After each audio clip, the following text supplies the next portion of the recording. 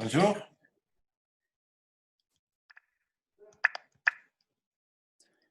Bonjour Christian. Salut Philippe. Ça va? Ça va? Bonjour Cyril. Salut, ça va? Oui, ça va. Bonjour. Bonjour Philippe. Salut. Tiens.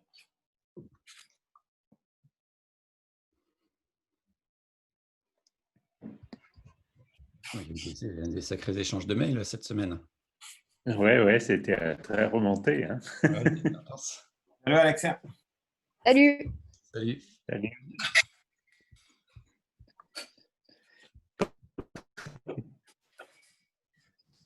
Voilà, silence.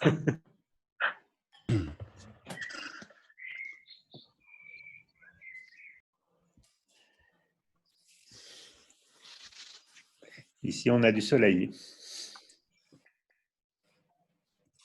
Bah, ici, c'est l'orage. C'est l'orage. Ah. Ouais. Ici aussi. Mais tu es dans ton jardin quand même? Là. Je regarde l'orage qui arrive. Salut Laurie et salut Vincent.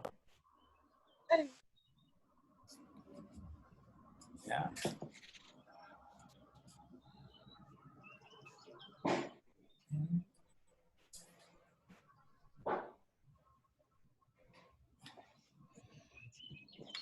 Hello. Ciao Giuliano. Hi. Hello.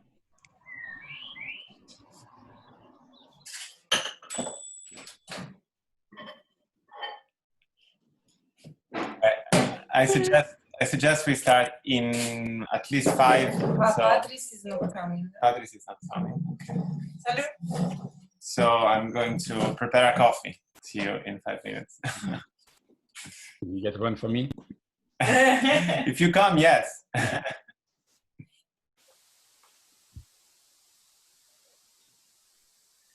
So, Giuliano, you will try to define metaphysics, because for me, metaphysics is a foreign subject. Yeah, okay, don't worry. I will be saying a few things about why metaphysics and theoretical physics could interact in a way that is good for both. And of course, it's what I'm going to say is not uncontroversial, but that's the fun, right? So. Yeah, and Philippe, you know, on the other hand, you are doing metaphysics all the time. Yes, I can.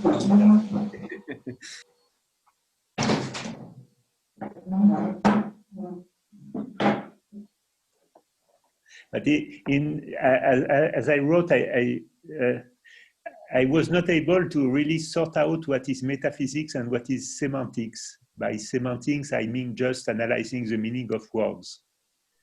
Yeah, this is a good point. You see, I'm very ignorant in that field. Yeah.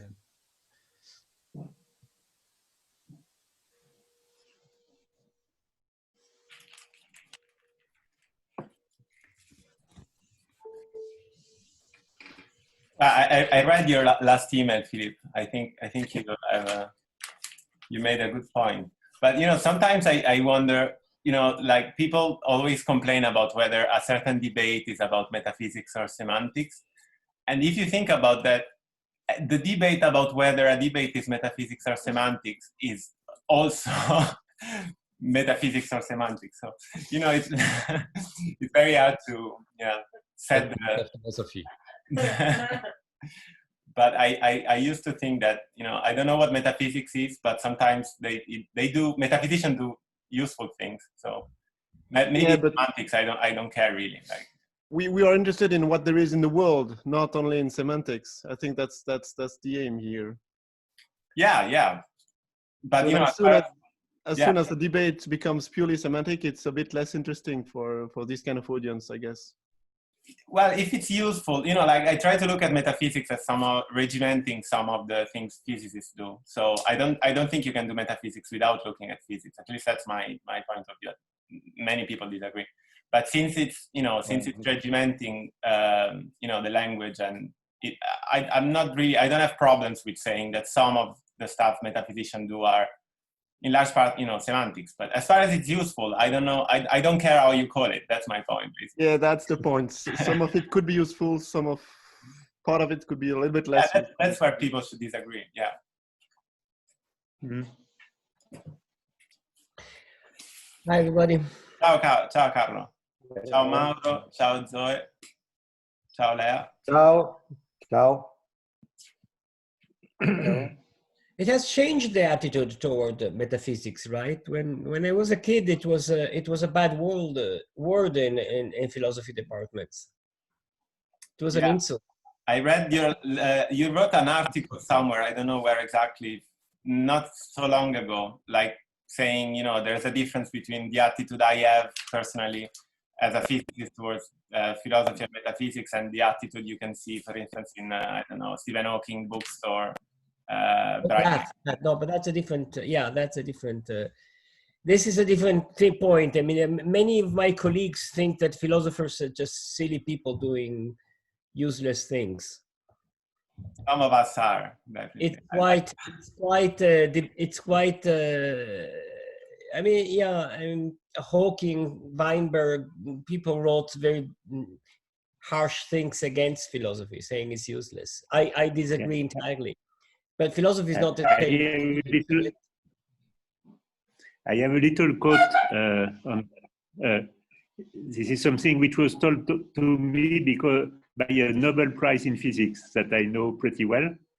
And so he told me, I like the questions asked by philosophers, but I don't like their answers. Yeah, it's very common, this attitude among physicists. I think it's very bad. My argument for it very bad is it's just a historical argument. Just take the greatest physics in history, and they were extremely well read in philosophy, enormously. Yeah. So it cannot be. It's obviously, philosophy is obviously useful for physics, and vice versa, of course. Yeah, and this is a good point. I mean, great physicists were asking definitely kind of what people would call today philosophical questions about the nature of space, about the nature of time, about the nature of matter, these kind of things, the nature of fields. So I think the historical argument is clear. But you were referring to something else before. I think it's correct. In the history of the analytical tradition, if you think about the early 20th century, there was this tendency from the Vienna Circle to dismiss metaphysics entirely, to kill metaphysics. That was the aim. And then in the middle of the 20th century, the kind of comeback of metaphysics slowly. And now it's really, again, there somehow. This is an interesting move, I agree. Yeah, and it's a fun fact that actually the resurgence of metaphysics is rooted deeply in the things neo-positivists were thinking, like Quine. They were the ones who opened the door to metaphysics, actually. So it's an interesting thing, I think. Yes, and the discussion with this Nobel Prize took place in Vienna in an exhibition about the Vienna Circle, which was quite interesting. So, but see, it's just what you just told. Yes, they sort of dismiss metaphysics, and this has still some large impact, I think, among physicists. Yeah, not sure. Well, that was a great introduction for Giuliano. I wanted to give an introduction, but now we did it. So let me say just a couple of things. So first, thank you to Giuliano Torrengo, who is one of my supervisors, was my main supervisor, definitely. And in Milan, now he's also in Barcelona, Autonomous University of Barcelona. He's a metaphysician, so he's also a philosopher of science in general, and he worked on time quite a lot. And the idea of having him today, I discussed with him after last meeting. We were just, discussing about what we've been saying, and so we thought it could be useful, since at least part of the part of the debate we were having was sort of, I'm not saying all of it, but part of it was that it looked to me that it was kind of got stuck into some, maybe some confusion about some of the notions involved. That's not to say that the confusion is so, problematic or deep, but I thought it could be useful to think about that for a bit, and Giuliano can help us doing that. And then of course we are free to go back to the discussion. That's, you know, let's see how it goes. So yeah, thank you, Giuliano, and you can, it's not going to be a talk. I presented you even though it's... Yeah, no, okay, we agreed that. No, sorry, actually I was thinking of maybe preparing a handout, but eventually didn't have time. But anyway, yeah, actually, I mean, I actually would like to say some few words about the thing, I mean, the topic that we were discussing before, namely the relation between metaphysics and physics. So I think that, of course, there are different takes on how to see the thing. I think one main distinction is between the takes on how to see the relation between the two is whether there is a sharp boundary between the two views, the two enterprise, or which is the position that I prefer, whether there is more like a spectrum. Okay, so there are, you know, any theory, you know, or almost any theory can be viewed as as some metaphysical aspect and some empirical / physical aspect. Okay,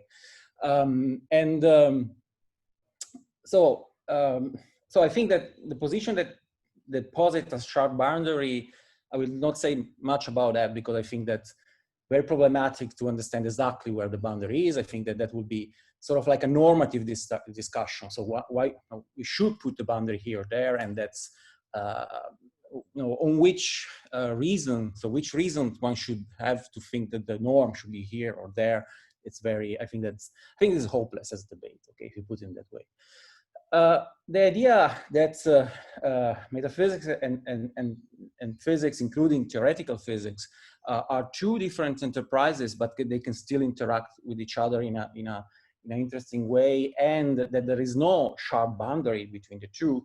So I think that comes quite naturally if one thinks that theories, okay, are semantic constructs in a sense, because they are, you know, sets of sentences, and of course they are not just sets of signs on the paper or voices, are sets of interpret sentences. So they come with a certain semantic structure, but theories are also used for doing things. So there are people use the theories to do something. Okay, and in particular, I think that if one think about the relation between metaphysics and physics, there are two main things that one can do with theories. Okay, one is use a theory to understand what the theory is about. Okay, so to understand, let's use this word, reality. Okay, and the other one is use the theory as an instrument to operate on reality. Okay. As I say, those are those two uses that theory that one can do. One can have. So there are two uses that that a theory can be used. In which, well, okay, you got me. You got me. So they're not like, it's not a theory as so intrinsically, you know, is some feature that has to be used in a way or the other. Okay. Of course, there are theories that might be more easily used in a way rather than the other. So broadly speaking, we could say that there are theories that are more easily construed in instrumentalistic terms. So they are more easily construed as just being about a set of instructions that link, you know, certain instruction for doing something, you know, prepare the system in a certain way, and instruction to what to do once you observe after you have done the thing. In particular, no, right? Yes, the theory has been confirmed, or no, the theory has not been confirmed. This is like very, very rough. There is like a huge debate in the very traditional philosophy of science of exactly what confirmation requires. You know, there's this kind of distinction that Lakatos made between the belt of auxiliary hypothesis, the core hypothesis, what to modify. So I'm just saying that if some theories are more easily construable, can be, I mean, it's more easy to construct certain theories as mere instruments in this sense. Of course, that it's easy to do that doesn't mean that one has to do that, okay? Because one can construct the theory also to be about the word and not about just our interaction with the word. And in this case, I think that then brings in metaphysics into the theory, regardless of whether this theory has been elaborated by someone who works in a department of philosophy or works in a department of physics, okay? Or is somehow she's linked to those two areas of investigations. So when one is interested in the using a theory not as not merely as an instrument, okay, but also as a tool to understand the world, okay, a natural, at least something that is found very commonly, I mean, something that is found in the analytical tradition, okay, is to ask about the so-called commitment of a theory, okay. So if we are interested in a theory, not just as a set of instruction about what to do, and once we observed whether the theory is confirmed or not, then we want to know what the theory tells about the world, and one way to go is to ask what the theory commits us to. So what the theory commits us to in the sense of what kind of, and that's the original Quinean, so given that is a notion of commitment, that the one that is due to William Quine, to Van Orman Quine, is what entities, okay, the existence of which entities theory commits us to, okay. How to read off, the commitment from a theory is not a trivial matter. In particular, if we look at this tradition, which is definitely spawns from the Vienna Circle, so a tradition that definitely was not sympathetic towards any metaphysical reading of scientific theories. The answer that we find, for instance, in the original articles by Quine is that, like, oh, okay, let's take a canonical form of the theory. The canonical form of the theory is just by, just because Quine says so, I'm not saying that, is a first order logic formulation of the theory. Okay. So there's a big assumption that any theory, or at least the metaphysically significant core of any theory, can be captured in first order logic. Let's do that. Okay. Once you do that, look at the domain of the semantics that you've used to formulate the theory in the first order logic, and ta-da, you have your ontology. That's the ontology is your commitment. So if you think that this is a good theory to understand the world, you should think that those entities exist. Okay. Now, in the and this connects. So what I'm about to say connects to the discussion of disgrace of metaphysics being at a certain moment in history, having been lifted basically, and then being brought to the altar of the dignified analytic philosophy. So this idea that, okay, you just have to look at the domain, it's very I mean, in a sense, okay, we are using the theory in a metaphysical sense. We are using the theory to understand how the world is like, but it's very minimal from a point of view of someone who dislikes metaphysics, so to say. Because the theory, of course, doesn't. In order to give the semantic of the theory, you have to provide something more than just a domain. Okay, a theory is not just a collection of entities. Okay, you have to, in particular, insert all this other stuff like predicates, functions, and what have you. Okay, you have to insert what Quine originally called, because I think this is my hypothesis, is a Vienna Circle underground, so to say, background, so to say. the ideology of the theory, okay?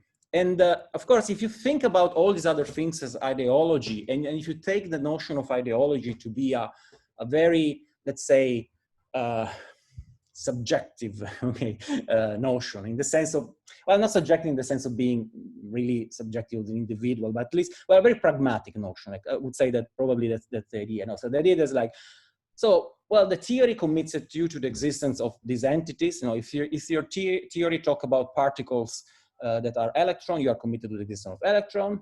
But then, of course, there are all these predicates that you use to talk about the electrons in the theory, and you're not really committed to there being properties that correspond to these predicates. No, this is just the ideology of the theory. So you have chosen that set of predicates, and you have framed the theory in that way because it's useful, but don't care too much about being committed to those part of the theory, the predicates, to say something about how the reality is like. Now, I think that, and that's my historical hypothesis, if you want, I think that what changed that turned metaphysics from something that wasn't good to do to something that is good to do within the analytic tradition is exactly the attitudes towards commitment when it comes to what Quine called the ideology of the theory. So that is quite clear if you look at David Lewis, who actually was a PhD student of Quine, but incidentally, like probably not so incidentally either. But anyway, if you look at what Lewis does, is that like is taking the idea of commitment and expanding it basically to from just the existence, so just to the domain part of the theory, to the rest of the ideology. Okay. Now I think there are two things here that this kind of change brings in. First of all, is that in a way it becomes less important the regimentation in the first order in the canonical form of the theory. Okay.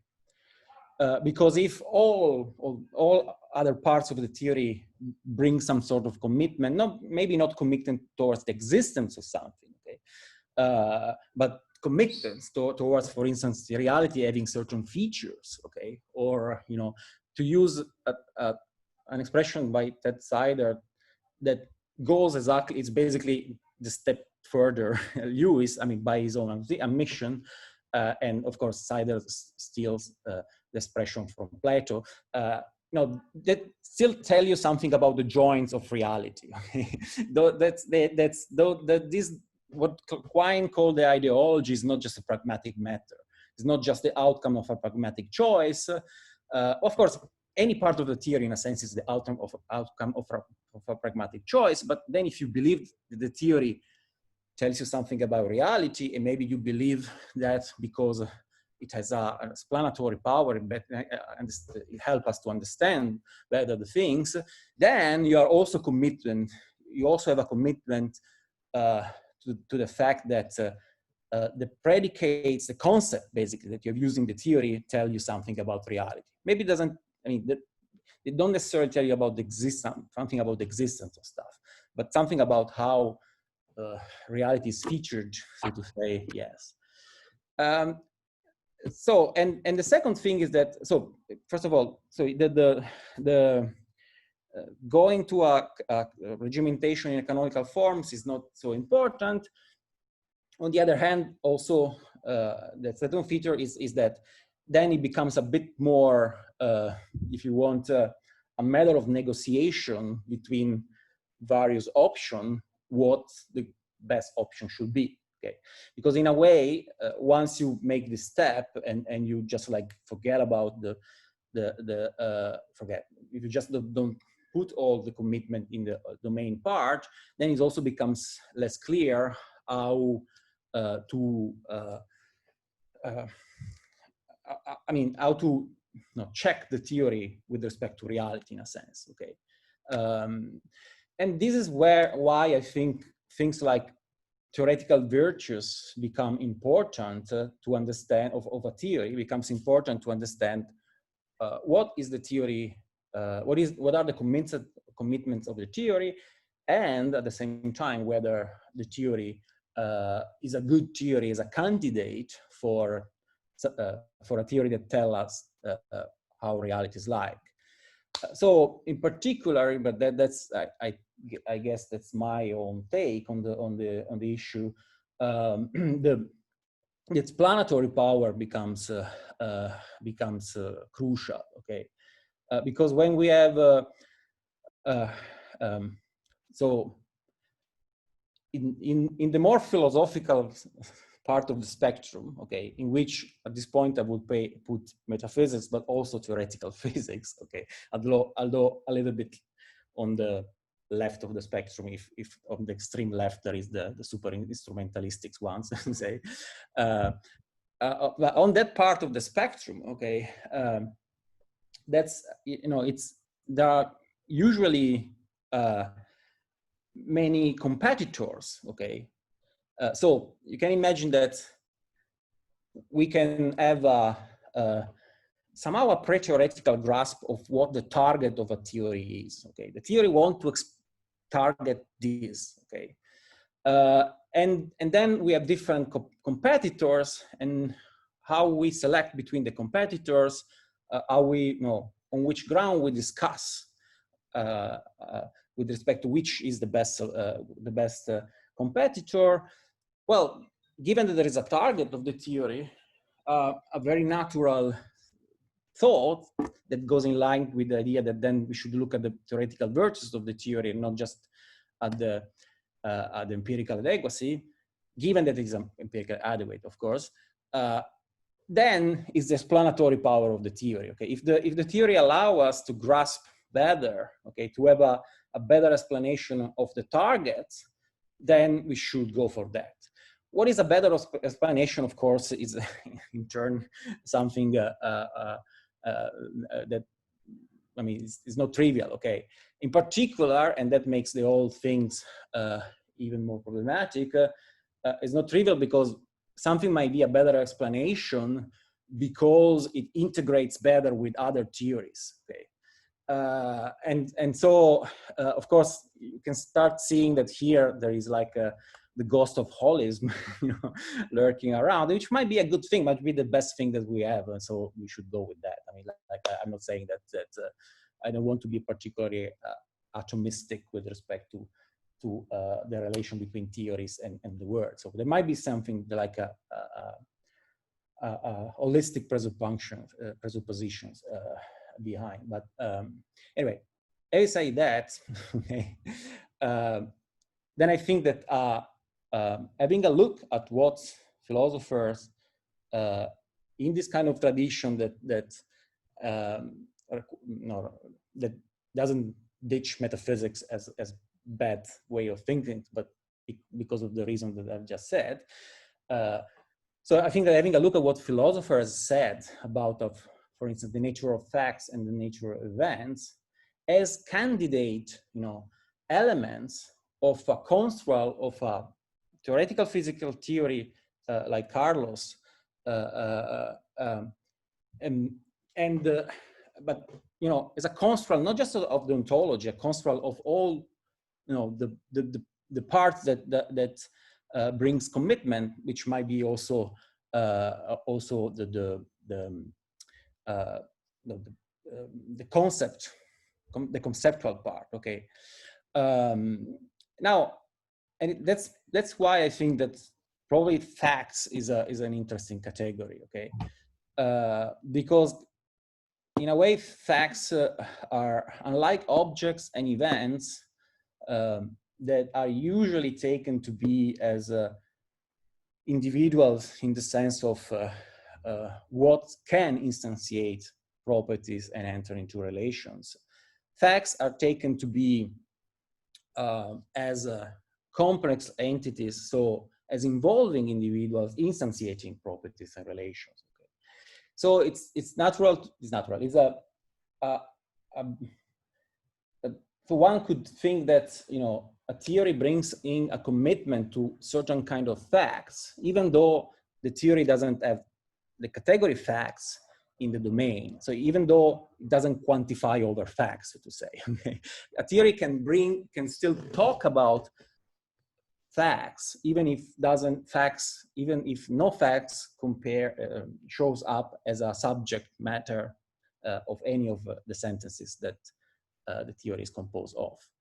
And that's so that's also a reason why then trying to understand exactly what a relative fact could be might be useful then to construe the physical theory, relational quantum mechanics, in a way that allow us to use it to understand the world. Okay? Not to use it in the sense of the instrumentalistic use.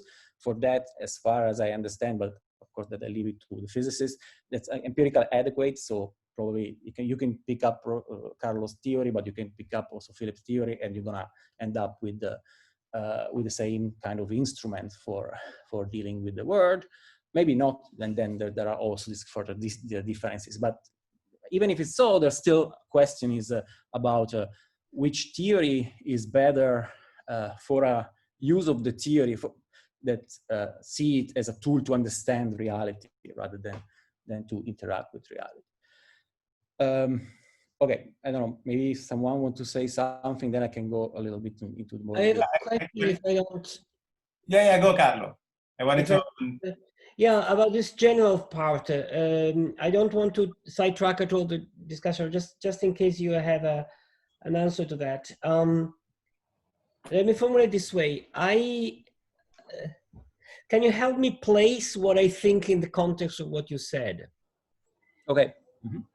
The way you usually think of the commitment associated to a theory, it's the following. Is not that a reality is so-and-so for some reason because my theory is so-and-so, but it is rather that if I believe a theory, because of its empirical adequacy, because of its explanatory power, or whatever, reality is actually such that this theory today at our level of understanding give us the best conceptual structure for thinking about it. Yeah, I mean, not exactly the same thing, but it's. Yeah, no, I think that's so. It was actually the second reading that I had in mind, but it's like so. One could think that so one way to put it is in terms of the distinction between the commitment of a theory and the truth makers issue. So what makes the theory true? Okay, so the difference roughly between the commitment and the truth maker issue is precisely that the commitment can be read in this austere Quinean way, just as a matter of what the theory tells you that things exist, okay, and the rest is just a matter of pragmatics. Whereas the truth maker theory, in the context of a truth maker theory, if you evaluate, the theory with respect to if you construe, okay, the theory in terms of a background truth maker theories, then I mean, it's you can still maybe try to argue that only things that is relevant for the truth making is the domain, but that's usually not always the way to go. Also because there are a lot of technical problems for that. Okay, that's like so usually you just look at the whole theory and then you say that, okay, those are the truth makers of the theory. Okay, now I think that if you think about in terms of truth maker theory, then the second reading is more natural, in the sense that the idea is that, like, it's not that reality is such because I have a good theory. Okay, the point is that reality makes my theory a good theory. And so that's reality makes my theory a good theory? It might be that, you know, reality makes different theories maybe more or less good, okay? But that's not, that's not just, that doesn't be, I mean, in the truth maker context, probably is less, I mean, it's more natural to think that there is like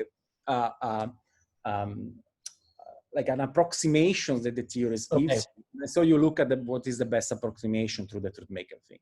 Whereas if you, just in terms of commitment to domain, the idea is that like, oh, okay, this theory commits you to this domain, this theory commits to this domain, but come on, what, you know, either there are those entities or there aren't, so it should be one or the other. Okay? It's more like, I mean, it's a sort of continuing also there because there are ways to, but the more spontaneous reading, so to say, of the two approaches is actually in these terms.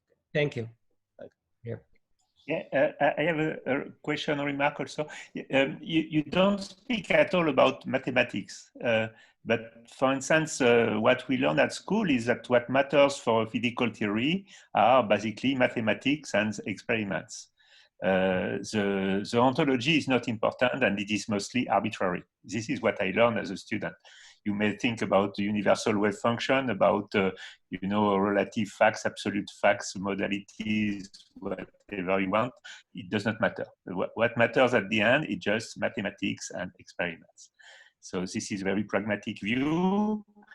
Actually, the reality is defined by mathematics, or you can also tell mathematics is the language of nature. Any other language are just empty words. You can do whatever you want. So I think it's a very usual view among physicists. You know, you need to know the equation, the Hamiltonian, write Schrödinger's equation and apply it to your problems. This is what you should do. And going beyond that is basically wasting your time. So I make it a caricature, but don't think about it as a caricature. It's really a powerful view. I think it works pretty well. But you don't really include it in your picture. You speak about reality, so I agree with you. I like ontology also, probably this is why I'm here. But you know, this view that ontology is not really the important thing. The important thing are the experiments and the equations is very powerful in physics. Not only in Vienna Circle, it is still very powerful. And so what is your take on that? How do you place it in your picture? Yeah, so I think that then here we might be a little bit talking past each other between what ontology stands for and what ideology or the rest of the theory stands for. So I think that the picture that you described is one in which then the ontology of the theory at issue, okay, is just what the thing that the mathematical parts commits you to, which plausible is something like sets, numbers, whatever. That we have to go to look at the philosophy of mathematics, or we have to look at the you know, what is exactly the commitment of the mathematical part of the theory, and all the rest, you know, whether we are talking about wave function or relative facts or so on, that's going to be part of the ideology, and you mix this view, okay, with the Quinean take of ideology. So ideology is a pragmatic matter, so who cares? Okay, actually Quine discussed this view, and he thinks that this is a kind of like a form of like hidden Platonism that physicists have. And might be right, I don't know, but the idea is that, like, well, then okay, you just committed to numbers, basically, right? Whatever number is, you know, and then all the rest is just pragmatic matter, and so you can have like a basically completely instrumentalistic version understanding. It's a bit more than numbers. No, mathematics are more than numbers. Mathematics, basically, you know, it's mathematically. If you tell to a mathematician that mathematics are just numbers, he will be, you know, crazy. Mathematics are structures, are you know, relations. It's very elaborate. It's a language, so it's a very powerful language. But you can sort of, I call this view Platonistic realism. That is, it's sort of realism. I call it realism is embedded in mathematics. And in France, it's a very powerful view. Yes, my initial question was, how does it fit in your picture? I think it's a way, as I said, it's a form of Quinean commitment. So you are commitment to the domain of the theory. The domain of the theory just contains these mathematical structures, and all the rest are just ways to talk about these structures, but they're not further entities. And yes. So you can just like, give them a completely pragmatic reading of that. So because at this point, whether whether you are using the concept of wave function or the concept of relative facts in order to talk about the mathematical structure is a matter of choice that just boil down to not what is the better description of reality, but what is the better pragmatic principle. I mean, that's just like, yeah, I mean, like it's an option. Okay, thanks. But you're still committed to mathematical structures. I mean, no. But, I mean, you can have again, you can even double your bet and say like, no, even mathematics is constructing some sort of like a purely instrumentalistic view, or you can go fictionalist. You can still do other things, but the idea is that here the ontology is not the wave function. The wave function is part of ideology, and that's why you can be so easy about it once you don't brings into the picture that ideology is as committal as ontology. So that's why I was saying that there might be a little bit of talking past each other with respect to how to use ontology here between. But I hope that just a comment on this. Maybe there are two aspects to Philip's question. One aspect is about the role of mathematics in our project of describing a physical ontology. Mm-hmm. This is one question, and the other question is then the nature of mathematical entities, and the two questions are related, of course, but depending on how you will answer the first question, then the second question is more or less relevant. But, sorry, could you repeat this thing, because I didn't. The first aspect of Philip's question, as I understand it, is the role of mathematics in our project of defining a physical ontology corresponding to our best physical theories. This is one question, one aspect of the question, and the second aspect is the nature of the mathematical entities. And for instance, with respect to physical entities, is there a clear distinction between physical entities and mathematical entities in terms of causation, or I don't know what, these kind of things? Are there abstract mathematical entities? These kind of questions about the nature of mathematical entities. And this is a distinct question from the question of the role of mathematics in the project of defining a physical ontology. Yeah, no, I agree that there are just those two different questions, and I was mainly talking about the first one now when I was, but yeah, I do agree. Okay. So is there anyone who has, I have a very small point about something you were saying earlier. So that's basically, I have my own idea on that, but I want to hear what you think about that. And also I think it might be related to not the last meetings, but at least some of the meetings we had in this group. So sorry to people who wasn't there. But I think it happened to me to discuss with the other people here a lot about the role of deduction and the role of abduction in philosophy and in metaphysics mostly. And you were saying something earlier, talking about David Lewis and about Quine. You were saying something about, the fact that metaphysics, part of what metaphysics does is to find the best explanation of a set of data, some of which comes from maybe intuition, some of which come from physics. And part of metaphysics is to find the best explanation of those. So the best metaphysical theory is the one that explains better what I'm calling data in a very rough sense. And so what I wanted to know, what I want to ask you is, what do you think about this relation between the abductive part, what I'm calling the abductive part, with reference to the best explanation, so the role of explanation that you talked about quite a lot, and the fact that, of course, in metaphysics there are also a very important deductive part of the system. So, and probably, I'm just guessing here, but many people, while looking at metaphysics, think about this deductive part. So I start from, I don't know, I define what an event is, I define what a fact is, and then I give you the structure of the word. So there is also this part, but I think it's important if you tell us something about how these two parts relate. What do you think about that? And again, stress the fact that there is this very important abductive component in metaphysics. Yeah, I mean, like it's yeah. So I think that the role, I mean,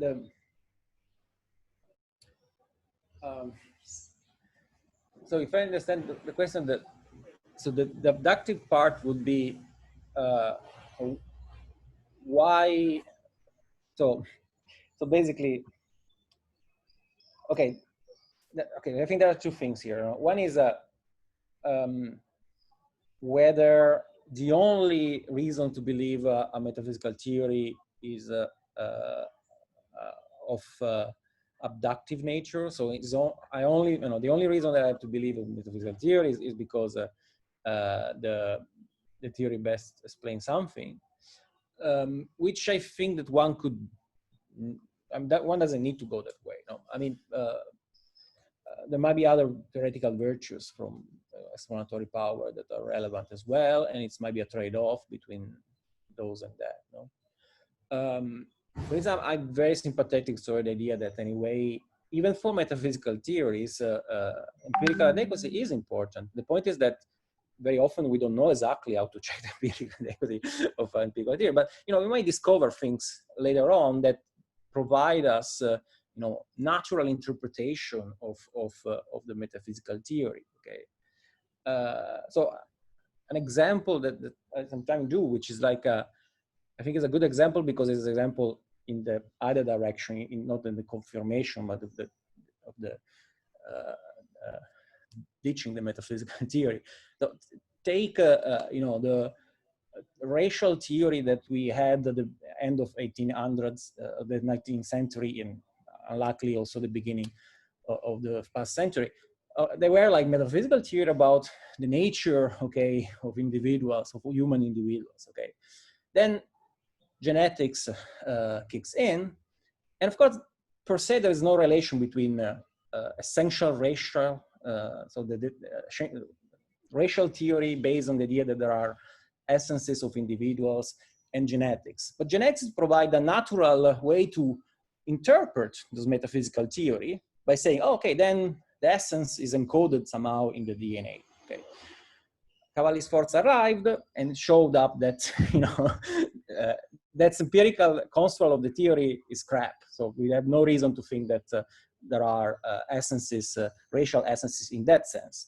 Of course, a racist, okay, in this metaphysical sense, could still stick to her gun and say like, no, the DNA is not relevant. I construe races in another way, and there are essences that are fine, of course. That means But the point is that at a certain point, the empirical enterprise brought in a natural way to check whether a certain theory, which wasn't an empirical theory, is correct or not, because it brings in a natural way to understand certain part of the theory in empirically checkable terms. Okay, so that might always happen. I mean, I have no idea why, whether there might be someday a way to check whether fine fragmentalism, is empirically adequate. But who knows? Maybe, at a certain point we can. Maybe Carlo's theory actually brings in a certain kind of understanding of relative facts, which becomes at this point empirically checkable. And if so, maybe we can come out with a natural way to understand this very abstract metaphysical theory that that makes it the case that the theory becomes empirically checkable. I mean, by empirically checkable, of course, I don't mean that it's a yes and no. I mean, that's even the most empiric, the most like instrumentalist theory still comes with the, you can still revise the belt of assumption in order to make it empirically adequate. The point is that at certain point, just like the game doesn't pay off, so but the point is that that's why I was saying at the beginning that I think there is a continuum between metaphysics and more empirical enterprises. I mean, it's just like any intellectual enterprise. I think it's based on the decision of construing whatever you want to understand in a way or on the other, and then whether this decision is a good decision or not depends on all these features. Whether it is playing in a nice way, whether given the assumption that you want to make is empirically adequate or not, and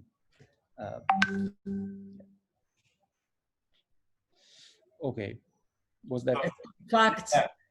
Sorry. Fact. Right. Let's go to the facts. Let's go to facts. You're right. Okay, so so there, as I was saying, facts are, I think, they're a nice example of a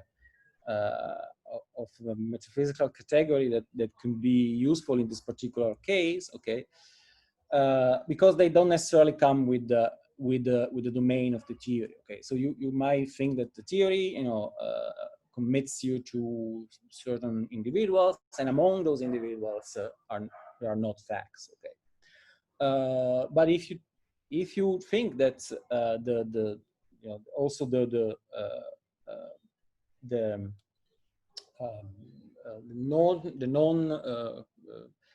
part of the theory that is not just about what you are quantifying on, basically, should be taken in some metaphysically interesting sense, then your theory, in this broader sense of commitment, in the truth maker sense, if you want, commits you also to facts. Okay, I'm not saying that commits you to the existence of facts, because you might want to say that facts don't exist, obtains, or do other things that existing, but it still commits you to facts in this sense. Okay, now I think that's the case of so if we look, at the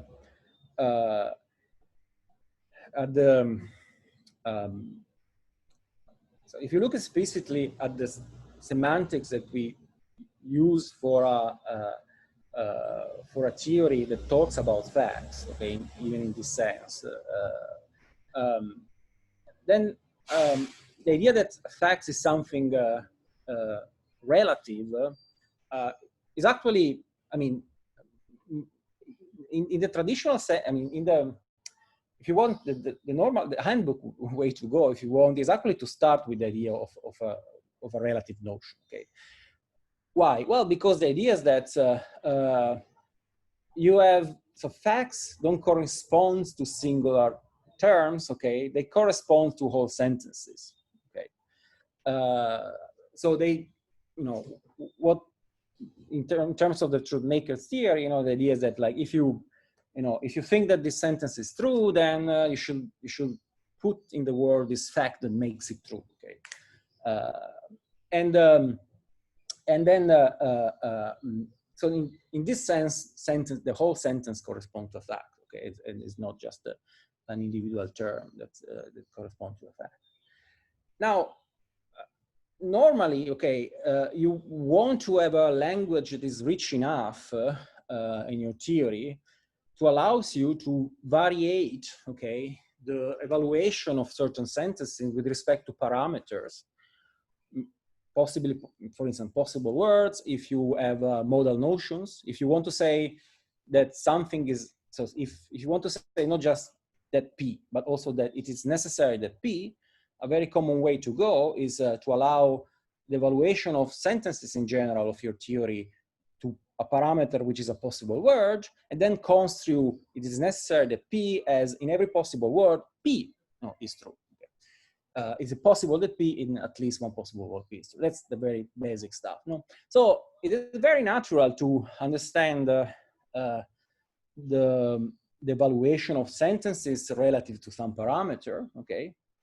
And so in a sense, given that facts are what correspond to sentences, it's very natural to take those entities to be relative to some parameter, okay? So the idea that, you know, facts are relative, for instance, to times or to possible words is actually, I don't want to say trivial, but it's like, is part of the standard tools that you have, okay?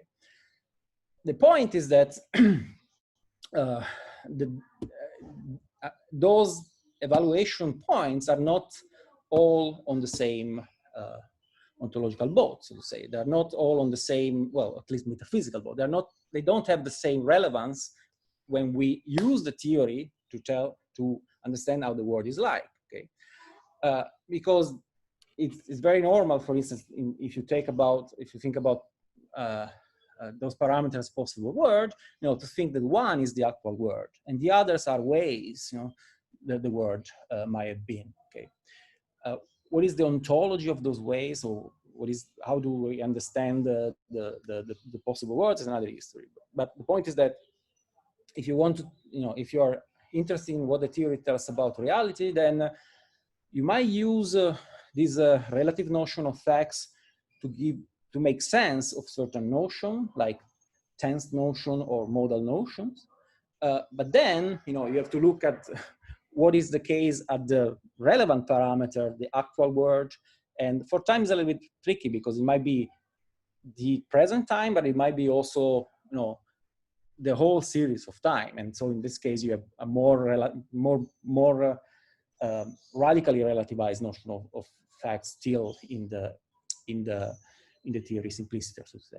But anyway, so there is like room for relativization of facts, even in the normal sort of boring handbook way of construing facts. Okay. The point is how, you know, what a notion of facts could be, what an interesting notion of relative facts could be put at works for. And the idea is that, well, look, if, okay, the theory, okay, aim at telling us at least that reality, so the actual word, okay, in the, is such that within the actual word, there are still facts that are relative to certain parameters, then, okay, it's sort of worth, okay, to go in the direction of putting those parameters in the object language of the theory, and not just in the semantic of the theory, okay? So if you have a theory that tells you, you know, that treats notion of necessity as possibility, okay, as I said, it's very natural to have a semantics in which you have possible words, okay? And then you can do all the nice philosophical discussion about what possible words are, okay? Still, the object language doesn't talk about possible words, okay? The object language talks about what is necessary and what is possible, okay? It doesn't say there is a possible word or okay? So there aren't possible words in the object language. You're just using the possible words to explain the notion in the theory. That's why the notion of relative facts is, as I said, boring one in this sense, no? Because it's not one that enters, not just doesn't enter the ontology of the theory, but not even enters the metaphysics of the theory in a sense, okay? Whereas, you know, if you say, no, look, my theory actually is aiming at doing something different. My theory is aiming at telling you that we should look at facts as a relative entity, you know, entities with relative nature in the actual world. Okay? And then you should have it in the object language, not necessarily in your domain, but in the object language in some way. And then there are different options. Okay, that's why it's what are those different options? Given that the relativization is not only the relativization of a sentence to a parameter. Well, you can think, okay, if facts are complex entities that involve individuals and relations, okay, and if you know the nature of a fact like it also involves the way in which these individuals, those individuals, and those relations combine in order to form the fact. So if those individuals and relations are constituents of the and not just mere parts, so to say, of the facts, then here we should look at what is the best way to make this entity relative in a sense. Okay, so. And as I was saying in the original mail, so here, so you have the individuals, you have the properties, relations, and you have the ways they combine to each other. Okay, the way that combines to each other usually is understood in terms of exemplification or instantiation. So entering a relation or as instantiating a property. And again, it's important that this notion, okay, is not understood in terms of a relation in the same sense in which an entity can enter a relation. Okay? That's for traditional arguments in metaphysics, the so-called third man argument from Plato and Bradley regress. But basically, otherwise you need to, if you think that the link between the relation, let's say the property, to make it easy, the property and the individual instantiate the property is itself a relation, then you need something that links this relation to one side of the property and the other side of the individual. And so you need an infinite amount of glue, so to say. So you don't want, in order to do away with the infinite amount of glue, you just want to say that, no, the link between the individuals and the relation is of a different nature than the relation itself. Okay, and that's where the relativization kicks in, if you want, because okay, it's a different nature. So what is this nature of this of the instantiation? You say, well, it's one could think that is a essentially relative nature. Okay, so that's instantiating. Okay, although we ordinarily speak and think in terms of instantiation of something that happens simpliciter, so to say, so happen not relative to any parameter. When we do our theory, for instance, when we do our physical theory of the quantum world, then we should actually not use this ordinary notion of instantiation, but we should use a fundamentally relativized notion of instantiation. Okay, a notion that requires that there is a parameter. So the property instantiates. The individuals instantiates the relation, which comprises also the case of the one individual instantiates the property, or maybe not, but for independent reasons. So the property, so the individual instantiates the property, but it instantiates its the only way, okay, that can instantiate a property is relative to something. Okay, what is this something? Well, as far as I could understand, of course, here there are different options again. What could things like, oh, maybe this something, okay, is just the old thing that we had in the normal case. So possible words or times. Okay, fine. Then you have what you sometimes is called a hybrid logic. So basically you bring things in the object language, the points of evaluation. But there might be something. There might be other things. It's like if the way that the thing instantiates something is relative to something else, so instantiate a property is relative to something, those something may be other things. And as far as I understand the proposal in relational quantum mechanics is that those other things are other individuals. But that's, I mean, like, so if the individuals are the systems, basically the systems enter a relation only relative to another system. Okay. And that's like, if this is the way to, okay, that's not the only way to go, okay, but if this is the way to go, then whether the relative fact in this sense obtains or not, it might be taken as an absolute matter, an absolute fact. So whether it obtains or not in the actual world is a yes or no question. Okay. Of course, there might be alternative.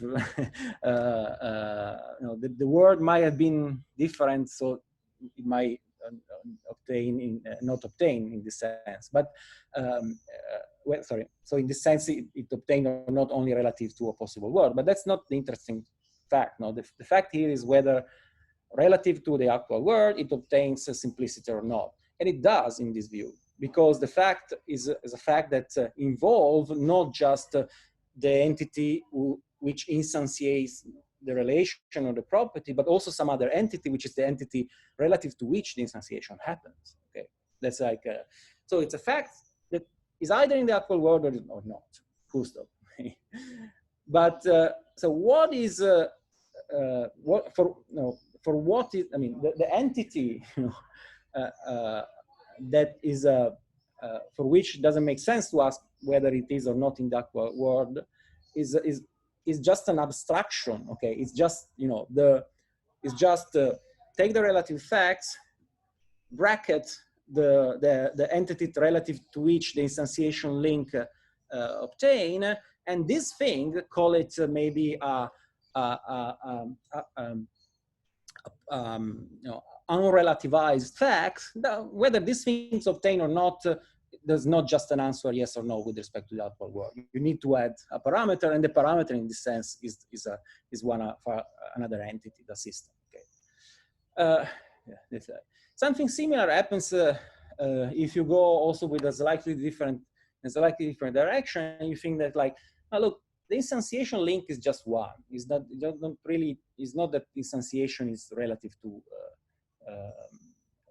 objects. Okay, but the relations themselves, okay, are always involving an entity, is not just on the side of instantiation. Okay, so you can think that the relations are have a hidden slot, so to say, which is not the slot of instantiation, but is the slot relative to which instantiation happens. Okay, in this sense, the instantiation link is just one and absolute, but the property is more complex. Okay, with respect to whether to go this direction or the one that I was saying before, if I just look at okay, let me put it this way. If I just look at metaphysics, okay, it looks to me that either way is good. I mean, I don't, I wouldn't have any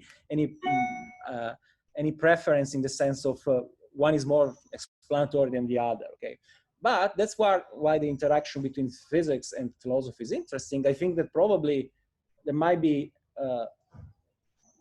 reason more just on the physics part, so to say, on the theory, whether to go one way or the other.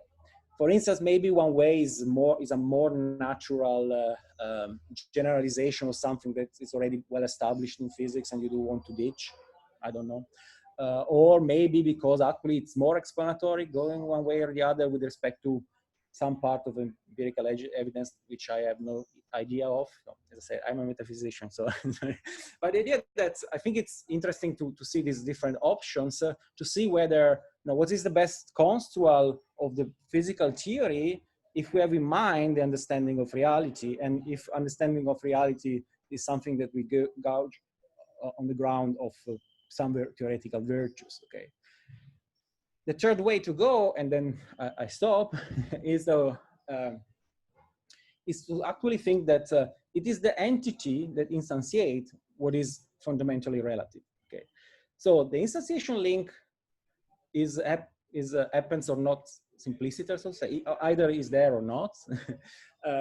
The relation is not more complex than what you have in your ordinary formulation of the theory, so it doesn't have a hidden slot. Okay, but the object that you attribute instantiation to, okay, is it doesn't exist per se. The existence of the object is always relative to some other object. Okay, so in this sense, the object, what you call an object in the normal formulation of the theory, is an abstraction from something else, which is the object, which is something like a pairing of objects, if you want. Okay. So that's, I think, is a bit more radical way to I mean, probably putting the relativization in the property is the more in the more conservative way, you say. Relativizing the link is quite revisionary, if you want.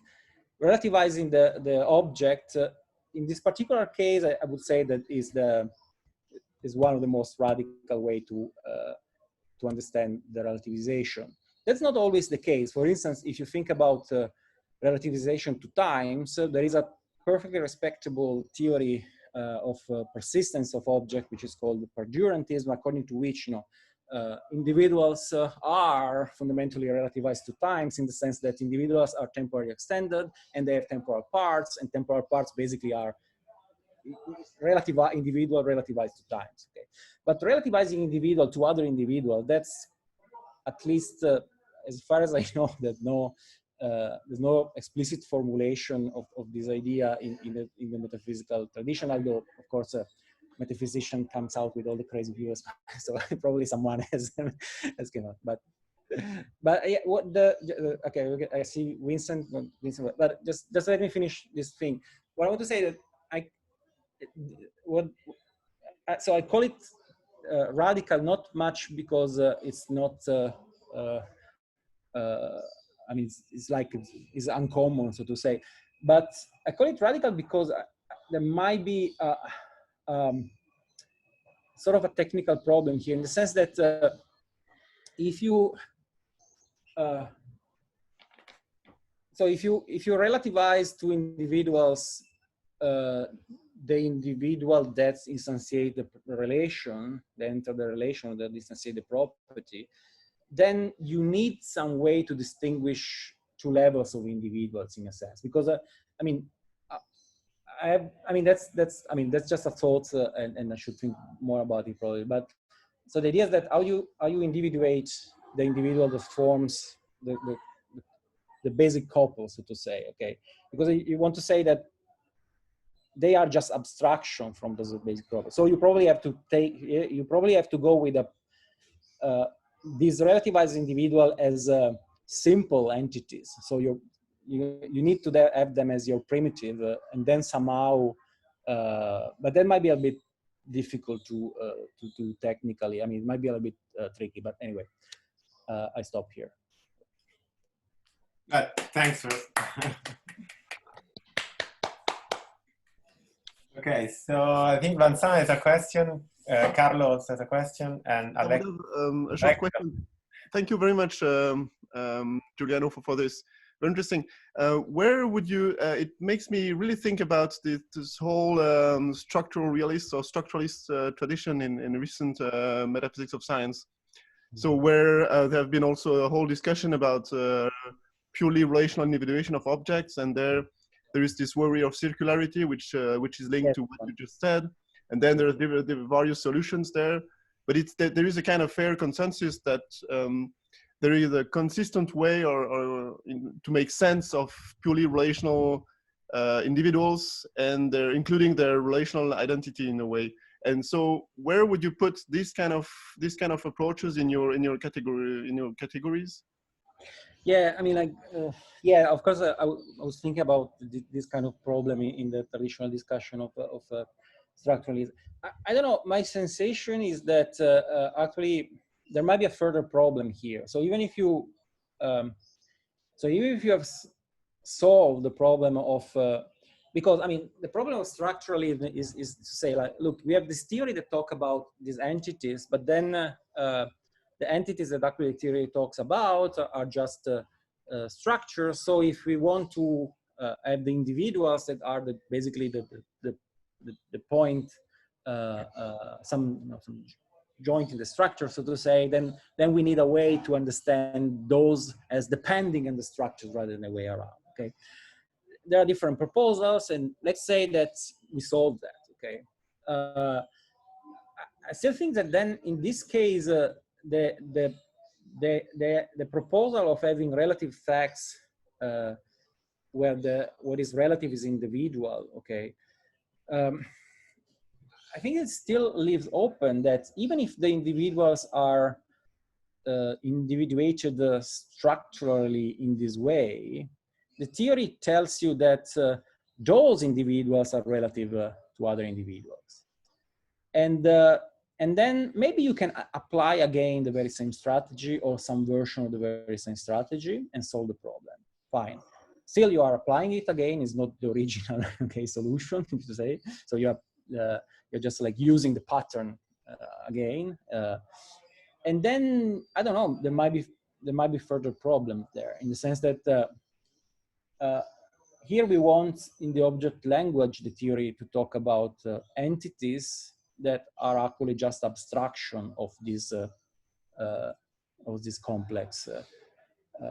Well, that might be the case also in the general structure, but yeah. Anyway, okay. I would say that, as I said, I should think more about it. But my first, I mean, let's say the simple answer to this question is that fine, but if you have a solution, you probably can apply it again here, but you still have to have like a 2 tiers. Okay, so there are still 2 different problems. One is how to make sense of an ontology which is structurally in nature. So how to make sense of the idea that what our theories in general, even if they don't have relative facts in them, talk about individuals when there are not individuals, only structures.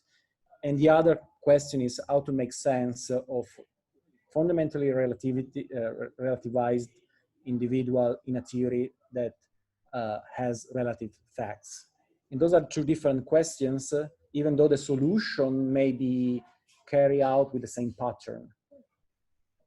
Does it make sense? Yeah. But I think for your first question, I think there is a solution in the sense that it's possible to make sense of individuals in purely relational terms, and you can just apply a weak version of the Leibniz principle of the identity of indiscernibles, and it's okay. And then for the relative facts thing, I think you should adapt a little bit the framework, but in principle, I don't see why it wouldn't apply. It's just the idea that this kind of structural realist thing offers a tool, a box tool in a way, to make sense of these relational notions. And for me, it's very natural, but I don't know. But maybe it's not subtle enough in your metaphysical because it collapses a bit everything. Well, what you said about properties, what you said about individuals in the structuralist thing, it's the same, because individuals are nothing but the relational properties. They are the bundle of, in a way, and that's it. But you don't have problems of identity or these kind of things. And yeah, that's a quick. Go, Giuliano. No, I was just saying that. Well, maybe my sort of like gut feeling that was the more revisionary is precisely because then if you go that way in order to solve this problem, you have to collapse this distinction, which I think they are explanatorily useful. But that's a larger discussion. Yes. Yeah, that's basically what. So what I wanted to say is that there is clearly a connection between some of the stuff, for instance, like Carlo does, and structuralism. There's also some people who worked on that. But I think one point is that, of course, if you go structuralist, you might solve the problem. I think nobody would protest against this. It seems, I think you're correct, Vincent. It seems very natural to treat this metaphysical framework in a structuralist way. The point is that if you do not want to do that, then at least the first 2 solutions that Giuliano gave might be interesting, because you can understand the metaphysics, or you can use relational quantum mechanics without being committed to structuralism. So it's sort of, nobody would say that structuralism is not a way to do that, but it seems that there are also other ways that do not commit you to structuralism. That's my own understanding. There's a paper from Candiotto on ontic structuralism and relational quantum mechanics, and basically what she does is to apply the metaphysical ideology of structuralism to Rovelli. And what's the problem with that, according to you? Sorry? What's the problem with this? No, there is no problem. So in the paper I wrote with Claudio, we give this as an option, and we say, well, there seems to be different options, and we give a new one in a way. But the point is that I think part of what I take as very interesting about what Giuliano was saying is that once you have this distinction in mind, of course you can go structuralist, but there are other things you can do. So if for independent reason you're not structuralist, and again, I have nothing against structuralism, but if you are, then you can do other things. I'm actually admitting that structuralism is, probably is very intuitive in this context. I agree with that.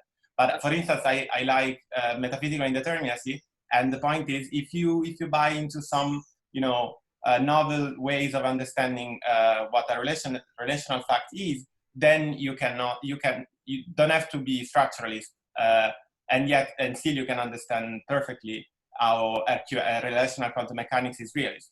That's my only point. I mean, I would say that maybe one could be non-structuralist with respect to the overall approach to theories. So things that theories are about individuals, but then being relationalist with respect to individuals, because he's talking about, she's talking about the relational quantum mechanics, and she likes this kind of interpretation, and saying like, look, okay, individuals are fundamentally relational. Oh, but then you have a very similar individuation problem as a structuralist. Yes, but I apply the solution of the structuralist, but I'm not buying the whole package. So I'm not a structuralist with respect to the whole theory. The theory is about individuals, but those individuals are fundamentally relational. I mean, that's, I don't know, it's like, it seems coherent, although maybe it's a bit, I mean, let's put it that way. I think it's probably more natural for psychological reason that someone who likes structuralism, they apply again the solution in this case. But it's not there are not intrinsic metaphysical reasons, so to say. They're not like a theoretical reason to have this kind of hybrid position. But no, I don't see anything. I agree with that. I don't see anything against that. There might be an independent reason why one that does not want to go that way.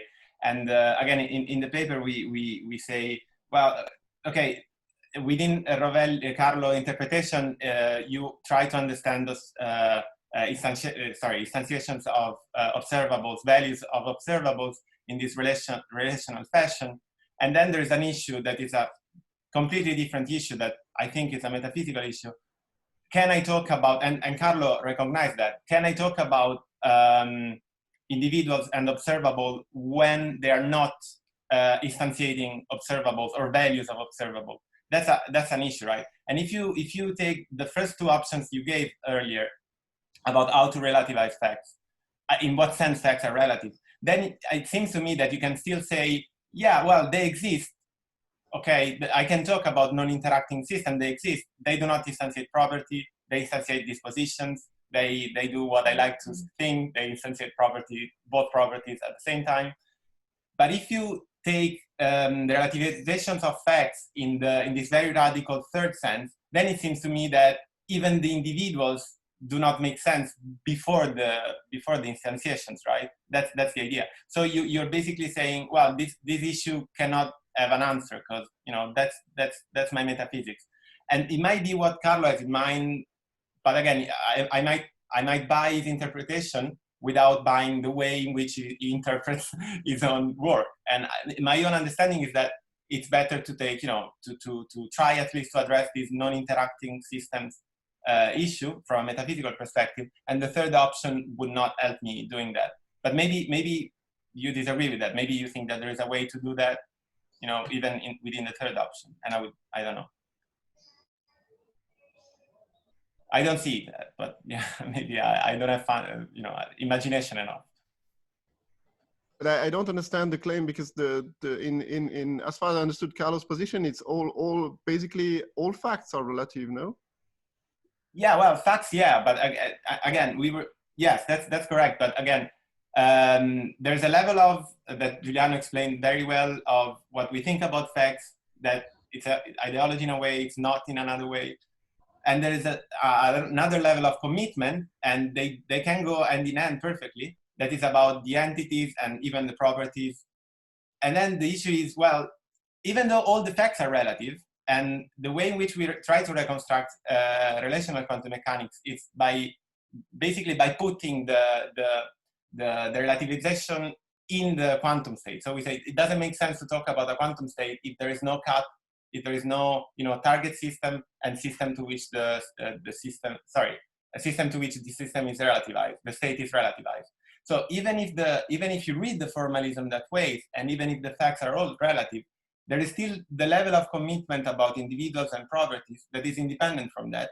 And you can ask, well, what happens to individuals that are constituents of facts? What happens to the constituents of facts when they do not constitute facts? And yeah, sure, but from a naturalistic point of view, you just a natural way to do it just to take the Carlo's picture at face value. And again, that you can have motivation to you can have. I'm not saying that you must do what I'm doing. I'm saying we can. I think I have some intuitive arguments to say, well, if I can talk about non-interacting quantum system, even if the formalism doesn't seem to drive me that way, if I can, then let's see how I can do that. And if the result makes some sense, then let's evaluate the result. But I agree with you. You can have independent motivation of a naturalist, broadly naturalist kind, and say, well, no, I don't have to do that. What I have to do is simply to believe the core part of the theory, which is all facts are relative. So I have to focus on that. And if I focus on that, I shouldn't care about non-interacting quantum system. That's my attitude. And moreover, if you think about the debate between Carlo and Alexia and Philip, again, one common point is really this relational aspect. And to me, it's a kind of intuition pointing in this direction, that there is something there about this relational aspect in this description. This is the kind of common core to both these approaches are seem to be pointing at. So to me, I would take this seriously, but I agree with that. But so the way I think about that is the following. So I used to have sort of fascination for orthodox quantum mechanics, which as a metaphysician is not something common. And when I met Rovelli's interpretation, what I found was a way to address some metaphysical issues in a better setting. So I could at least ask those questions.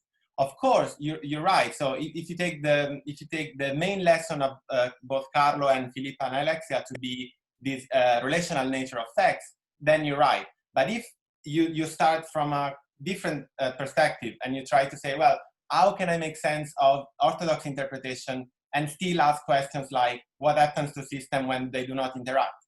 If you start from this perspective, then it seems that, yes, you have to give the right value to the relational facts, to the relational part of the theory, but differently from orthodox quantum mechanics, you can ask those metaphysical questions. So that's in part what my attitude was towards that. But you're right. So the main lesson is the relational part. I agree with that.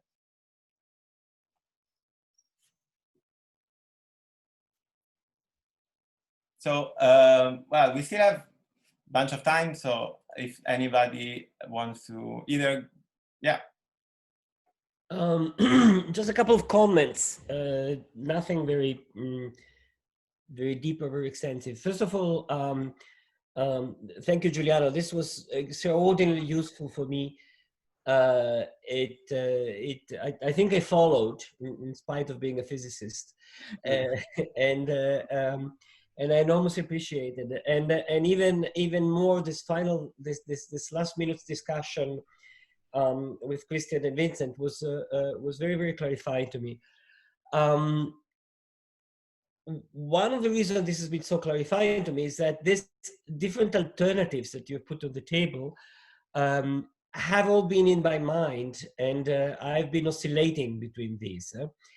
In a sense, not being sure myself what I was thinking, and to some extent doing what Christian was saying at the very end. So there is a core message, I think.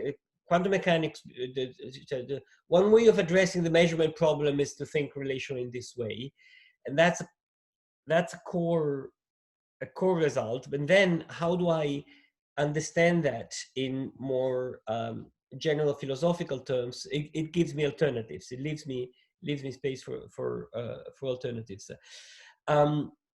Giuliano has made has talked about three possible ways of thinking about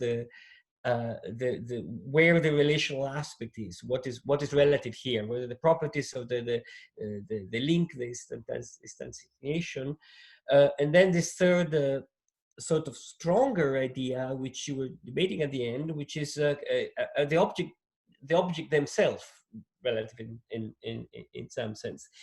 In my writing, I've been going closer to that and then moved away, especially in my popular writing. I've often mentioned that without willing to discuss it further.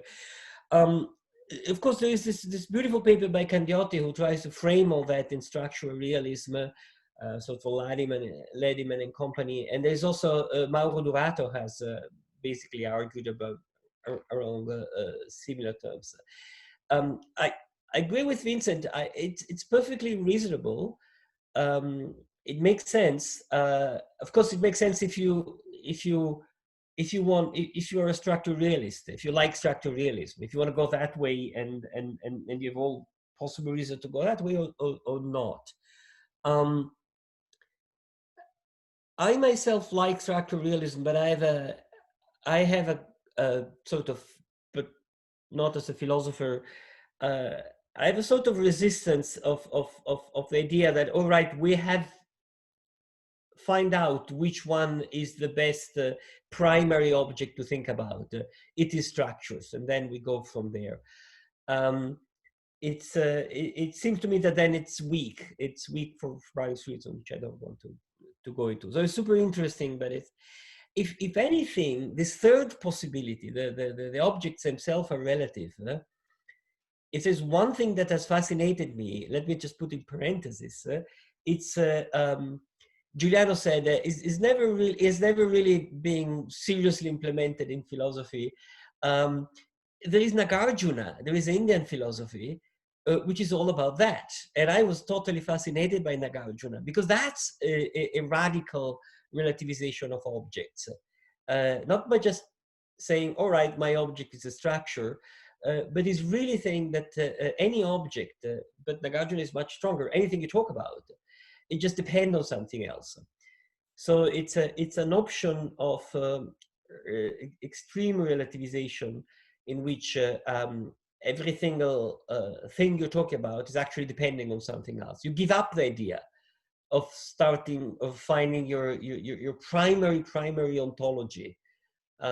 In a sense, you do without primary ontology. You have a very rich ontology, super rich ontology, because that's what Nagarjuna has, but all interdependent in a complicated way.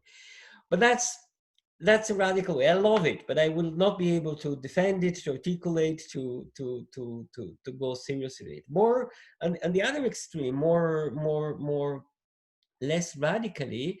I liked very much this, Giuliano, when you talked about the similarity with modality or with temporality.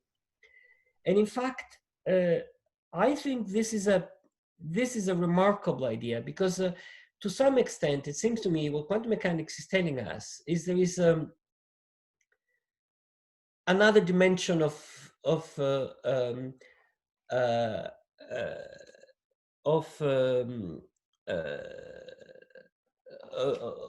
these things. There's a sort of another dimension of indexicality, if you want. So a fact can be true in one possible world, but not true in our actual world. A fact can be true, but not now, tomorrow. In fact, there are other levels of indexicality. There is space also. You can. So a fact can be true here, but not elsewhere, or elsewhere, not here. Is a fact it's raining true? Well, yes, somewhere and not somewhere else. So it's true here where and you can view quantum mechanics as a sort of the articulation by physics of another level of modality, which is another world, like temporality. And this is not just true in relation quantum mechanics, it's also true in many worlds, if you think. I don't like many worlds, I hate many worlds. But many worlds is also the idea that what quantum mechanics is telling you is simply there is another level of another dimension of indexicality. I mean, things are true in one branch, but not in another branch. So I've seen spin up, but this is true in my own branch, and it's just relative to my branch. It's like time. It's another branch with something else, or it's like you know, Lewis' other real but not actual worlds. They are the possible worlds, concrete but not actual worlds. In relational quantum mechanics, this indexicality is much more similar to the space or to the temporal indexicality than to Lewis many worlds or to many world interpretation, because the index, the indexicality index is it's concrete. It's in the world. It's the system themselves. So it's something that the theory talks about. Like time is the theory, something that the classical theory talks about. I have a t variable. I have it's already there, and facts are indexed by the time at which they happen. So the proposal of relational quantum mechanics is that we can think about facts, and but remembering that facts are not facts, period. Like it's raining is not a sentence that makes sense by itself. It makes sense either related to some time and space or implicitly indexicality. I'm talking here, so I mean the space in which I am. So facts is similar. I can use it indexically. I mean, this is true, but this means it's true relative to me, or we communicate explicitly by adding this relational aspect. So and just last thing I wanted to say is that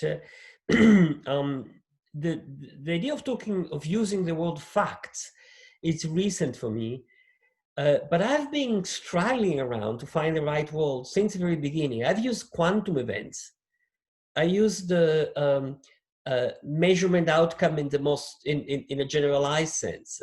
I've used the eigenvalues being realized in some. I've used all sorts of names, and for long I talked about events. But events is, and when Giuliano said, "Yeah, sure, but there's a difference between events and facts. Events are atomic. Facts are complex, right?" It's that was enormously clarifying for me. That's exactly what I wanted. Somehow, what is relational is not. We don't need to go down to the atomic fact, to the event, to the point in space-time, to whatever it's. Because what we talk about in quantum mechanics, you know, it's a complex atom having spin up. This is a fact, which involves. What about validity? Let me just conclude. I'm at the end, Philippe. Let me conclude. I just put various things on the table. So, so when I find out the word facts, which for me came from Wittgenstein, by the way, it's I find it a nice way to say what quantum mechanics talk about. The specific connection with this is all a minor bemol. The specific connection with the theory, it seems to me that within the theory, where is the theory talking about facts? The theory talks about transition amplitudes. In fact, the theory it's all about transition amplitude, and the transition amplitude is always of the form: given this, what's the probability of that?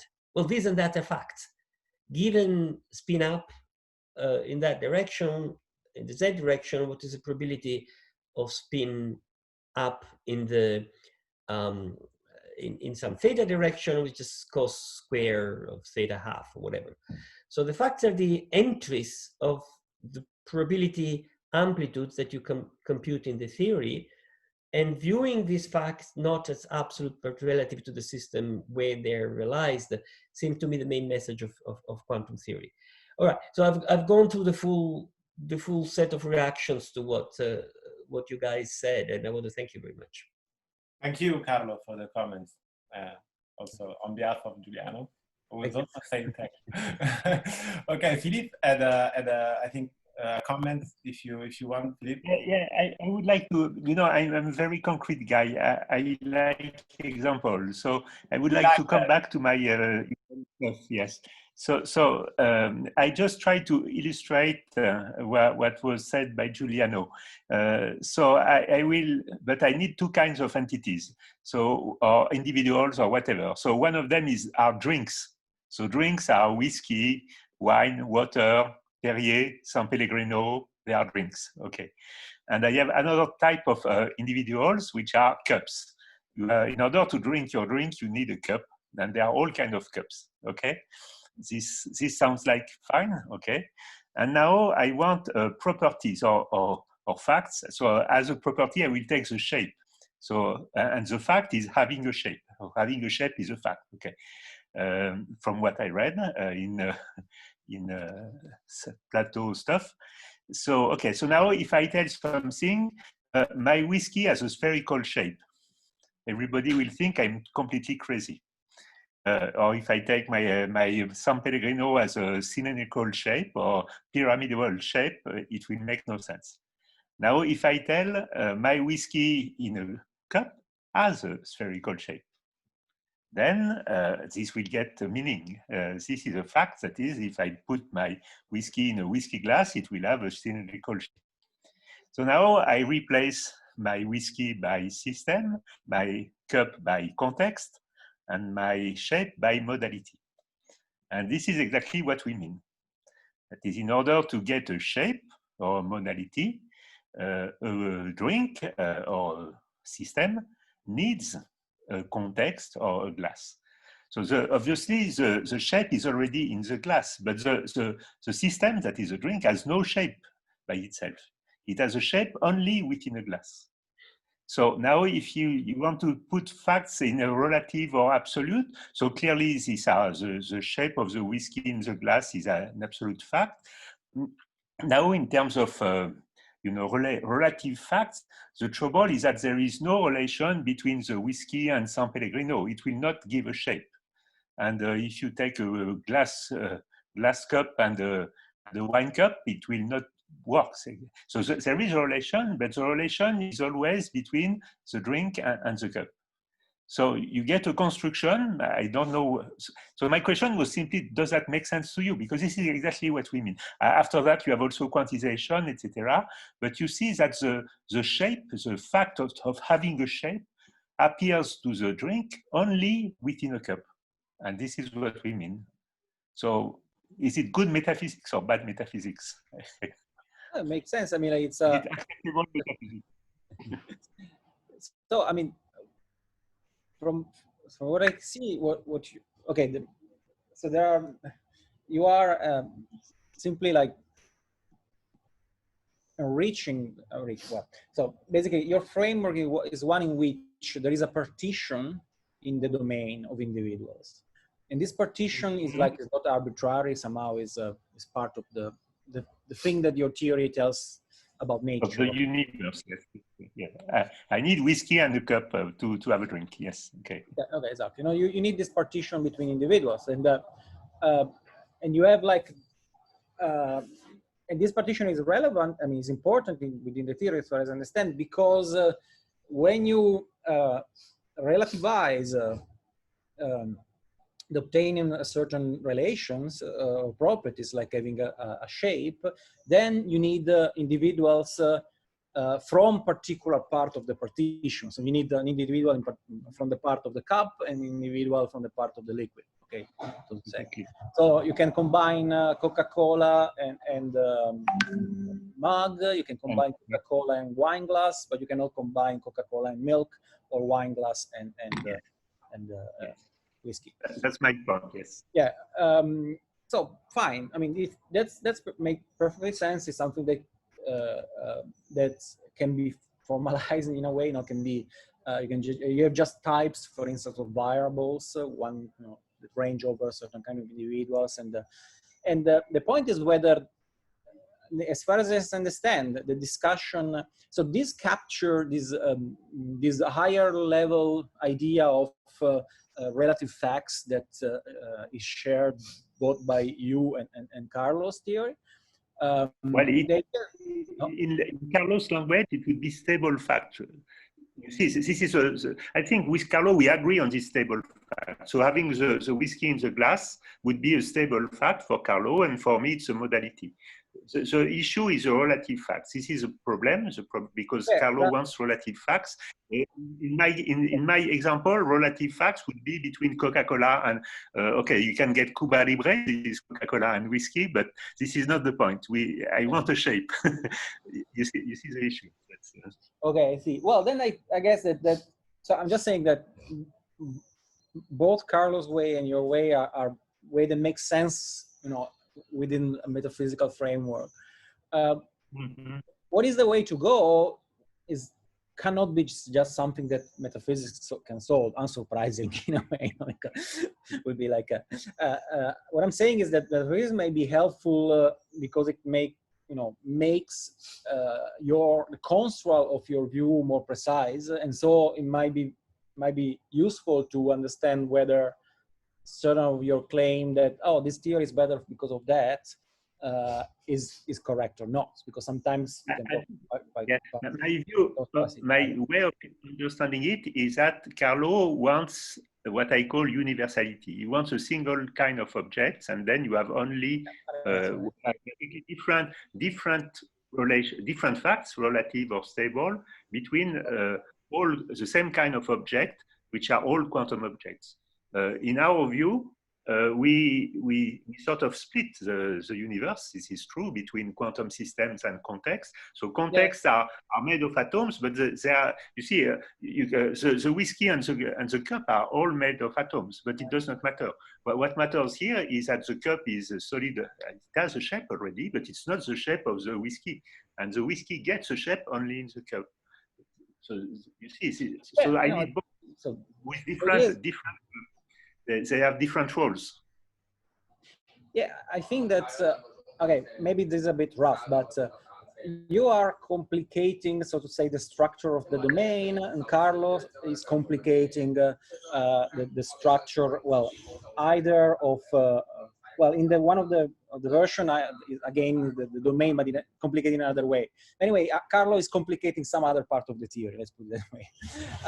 So you need this level of more complexity in order to capture basically the empirical part of the theory, the adequacy, the empirical of the theory. And whether this partition of the domain that you postulate is the best way to go or not, well, that's an issue of whether you have reasons to think that this partition captures something about reality or not. If you want to use your theory to understand reality. If you have a complete instrumentalistic take on your theory, then who cares about whether going one way or the other? You might just say, no, look, my way reflects scientific practice more closely because scientific practices are such that there is this distinction. We use it, we physicists, we use it every day. So my theory captures the practice better. I have a instrumentalistic take to the theory. That's good enough for me. Sorry, I prefer my theory. Fine. If the discussion is which theory gives us a better grasp of reality, then of course that cannot be a reason to go that way. I like that. You may tell that's the way we use it in some sense. Okay. So I have an experimentalist background. So in an experiment, clearly you distinguish between the lab and the quantum system. When you do single photon interference, you have the interferometer and you have the photon, and they are quite different objects prepared in quite different ways. So I have absolutely no trouble in separating what is the context, which is basically what I define in my lab, and the photons, the atoms, or whatever or quantum stuff I'm studying. They are very separated. So this is sort of reflected in my view.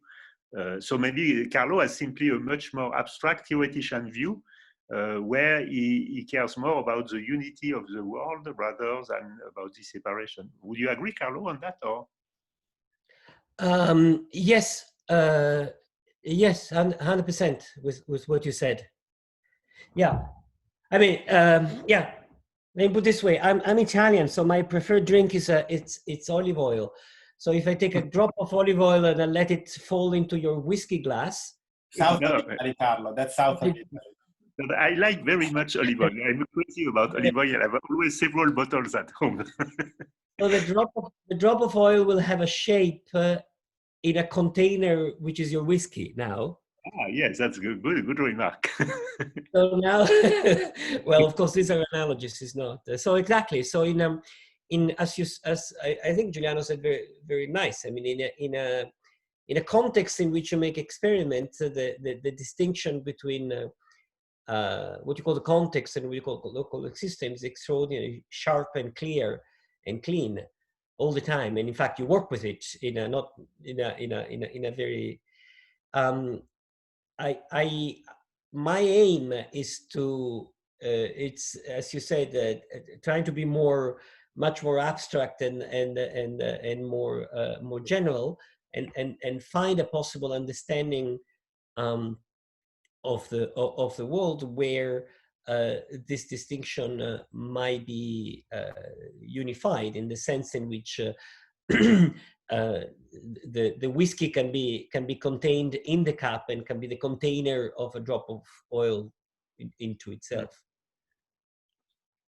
The trouble, as I wrote in the email, if you take this point of view, I'm really very afraid to slipping right to Everett's mini world, because I don't find anything which prevents me to just fall in, because it's what, especially if you keep a standard type 1 quantum mechanics. I have good friends which tell that is simply what it tells. That is, you have basically there is nothing which breaks unitarity in the formalism. So you go straight to this was a David, etc. reasoning. So this is what prevents me, because you say you don't like a red view. I fully agree with you, but your view has a high risk of slipping into Everett's view, whereas mine, I have my context. There is nothing against it, so Everett will not make it. In your view, I don't see what prevents you from slipping to Everett's view, especially if unless you add ingredients like Frank Laloé is doing. He's adding sort of dynamical decoherence, and then it kills the slip. It stops slipping, stop going to Everett. Otherwise, if you want, this is basically, I had this discussion with many people, especially Václav Bruckner. He wants type 1 universal type 1 quantum mechanics. Zurek is very ambiguous on that. But if you do that, I see no way to stop going to Everett's David views. And this is a little bit of my trouble with your approach. If you want to erase the separation between context, whatever distinction, so for instance, it may be one is finite, the other one is infinite. I need this cut. Otherwise, I'm sort of stuck. I have nothing which prevents me from going to Everett. What do you think about that, you? Of course, Carlo, if you have to reply if you want. Then I'm gonna, if you can do it not super long, so that if there are other questions, I can go to them. I think Vincent has a question.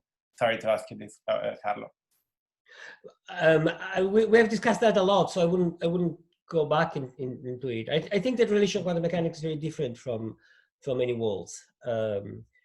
I wouldn't know how to simplify that. Maybe I shouldn't. Maybe I can just say that many worlds, there is never, it's always unitary evolution. There is never the projection postulate of quantum mechanics applied, in a sense. One has to recall. While in relational quantum mechanics, the two postulates apply.